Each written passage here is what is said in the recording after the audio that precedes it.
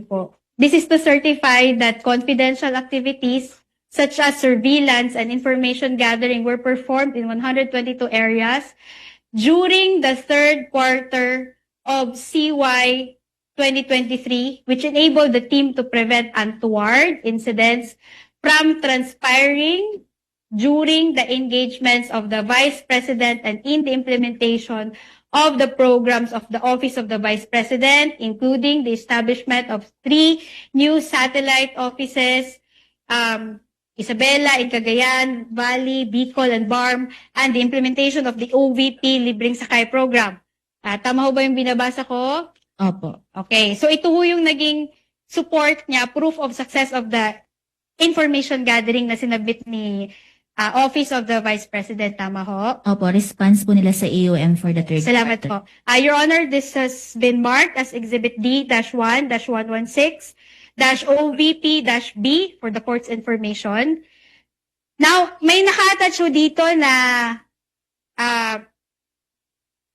PIOR, no? Yun yung tawag natin doon, no? Protective Intelligence Operations Report for the engagements of Vice President Sara Z. Duterte for the third quarter of 2023. Okay, nakikita niyo ho ba yan? Opo. Your Honor, this has been marked as Exhibit D-1-116-OVP-C for the respondent. Now, tingnan mo natin yung scope again, Celine. No? This report pertains to the narrative of events and accomplishments of the VPSPG in terms of protective intelligence operations during the engagement of the Vice President Sara Z. Duterte for the third quarter CY 2023. Do you see that? Opo. Okay, salamat. Number 4, narrative.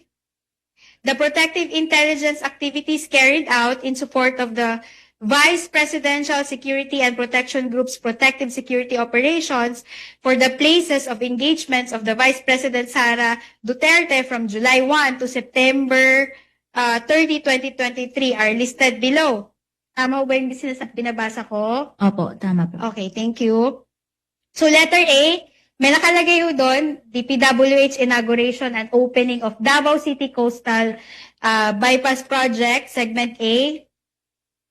Date covered, June 28 to July 1, 2023. Location, Davao City, Coastal Road, Times Beach, Ecoland, Davao City. Sakto? Sakto pa yung binabasa ko? Opo, tama. Okay, thank you. Probable threats, letter A, cause-oriented groups, open close parenthesis, NDF, and letter B, criminal groups. Tama po? Opo, Okay, tama. thank you.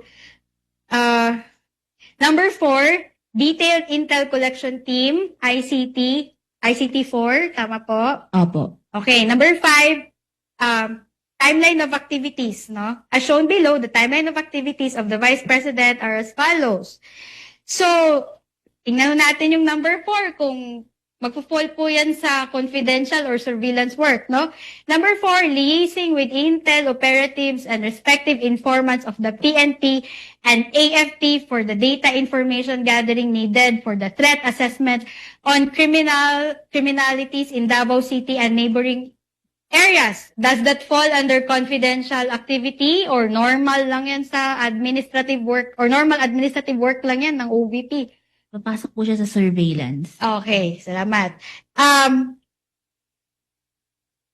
Number 5 po, no? Intel fusion with for the threat assessment and situation update. Papasok po siya sa surveillance.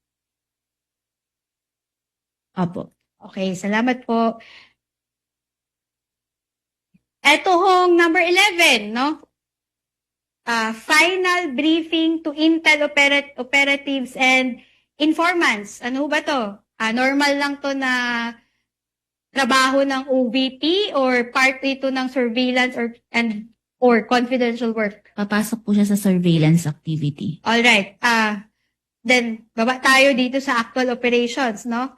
Itong profiling and security tagging of the participants, item number 12, who will be attending the event. Papasok po ba na normal admin work lang yan ng OVP or papasok po siya as confidential work or surveillance? Papasok po siya dun sa surveillance. Okay, salamat.